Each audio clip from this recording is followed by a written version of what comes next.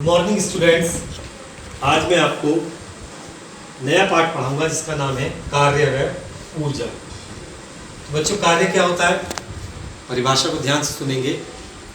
किसी वस्तु पर बल लगाकर उसे बल की दिशा में विस्थापित करना कार्य कहलाता है। दोबारा सुनिए, किसी वस्तु पर बल लगाकर उसे बल की दिशा में विस्थापित करना कार्य कहलाता है। कार्य क्या होता है? कार्य होता है बल गुणा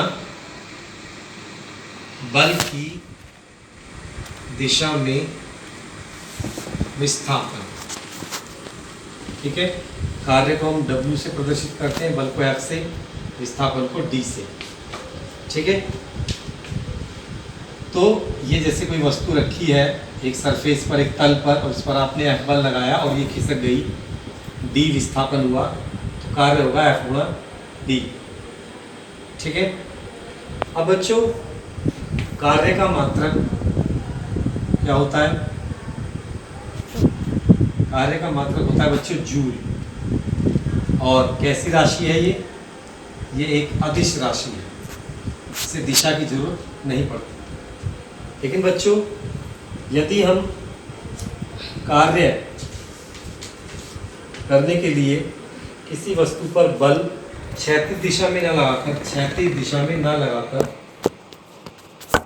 क्षैतिज दिशा बल को किसी कोण पर लगा दें, जो कोण है थीटा, क्षैतिज दिशा से थीटा कोण पर हम बल लगा रहे हैं और विस्थापन हो रहा है।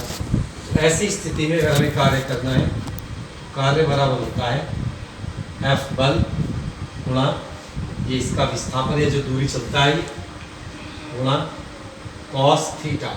ये थीटा वो एंगल है, ये एंगल 0 डिग्री भी हो सकता है अगर क्षैतिज में ही लग रहा है, तो कॉस 0 का मान 1 होता है। ये एंगल 30 डिग्री भी होता है, कॉस 30 का मान √3/2 होता है।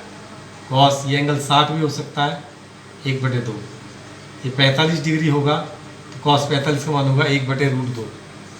90 हो सकता है, कॉस 90 का मान 0 होता है बच्चों। तो इसीलिए अब मैं आपको एक बात और बताना चाहूँगा, इसको ध्यान से समझ लेना। अगर किसी कोण पर बल लगाया जा रहा है और विस्थापन क्षैतिज हो रहा है, तो कार्य होगा बल गुणा विस्थापन गुणा कॉस थीटा। अब हम आगे बढ़ते हैं और एक और चीज़ देखते हैं। यदि बल और विस्थापन दोनों के बीच में 90 डिग्री का कोण है, तो आपका जो कार्य होगा वो 0 होगा। क्यों? क्योंकि cos 90 की जो वैल्यू होती है वो 0 होती है, वो बल और विस्थापन दोनों को 0 कर देगी। तो अगर इसका एक उदाहरण ऐसे भी हो सकता है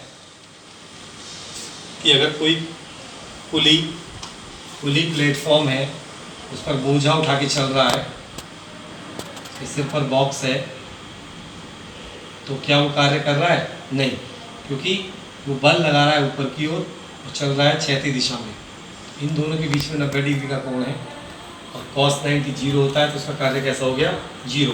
तो पुली जो है वो वैज्ञानिक दृष्टि से कोई कार्य नहीं कर रहा है, तो कार्य हमारा 0 होगा। और कार्य 0 कब हो सकता है? कार्य 0 तब भी हो सकता है कि जब हम किसी वस्तु पर बल लगा रहे हैं लेकिन विस्थापन नहीं हो रहा, विस्थापन 0 है, तब भी उस स्थिति में जो कार्य होगा वो 0 होगा। या वस्तु विस्थापित भी हो रही है लेकिन जहाँ से चल रही है वापस घूम के वहीं आ रही है, तो इस स्थिति में विस्थापन 0 होता है, तो इस स्थिति में भी हमारा कार्य 0 ही होगा। तो बच्चों, कार्य कब शून्य होगा? अधिकतम कब होगा? कार्य अधिकतम जब होगा जब कोण जो होगा वो 0 डिग्री होगा, क्योंकि cos 0 की वैल्यू जो है वो सबसे ज़्यादा 1 होती है। तो इस तरीके से हम कार्य के बारे में हमने बहुत सारी बातें जानी कि कार्य कब शून्य है और कब जो है वो अधिकतम है। कार्य धनात्मक और ऋणात्मक भी होता है। कैसे? सुनेंगे। धनात्मक कार्य क्या कब है? धनात्मक कार्य क्या होता है? धनात्मक कार्य यदि बल और विस्थापन के बीच बने कोण का मान 90 डिग्री से कम है, यदि जो आपका कोण है वो 90 डिग्री से कम है तो आपका कार्य धनात्मक होगा। और ऋणात्मक कब होगा? कार्य ऋणात्मक कब होगा? यदि आपका जो कोण है वो 90 डिग्री से ज़्यादा है। ठीक है, तो इस स्थिति में आपका जो कार्य है वो ऋणात्मक होगा। तो बच्चों, मैंने आपको कार्य के बारे में आज बहुत सारी बातें बताई हैं, तो इन बातों को ध्यान से पढ़ेंगे, ध्यान से समझेंगे और वीडियो को बार बार देखेंगे।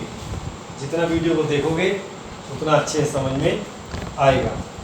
तो इस कक्षा में आज मैं आपको इतना ही पढ़ाऊँगा। ध्यान से इन चीज़ों को समझो और अगर कोई बात समझ में नहीं आती है तो मुझे लिखकर या बोलकर आप पूछ सकते हैं। नमस्कार, धन्यवाद।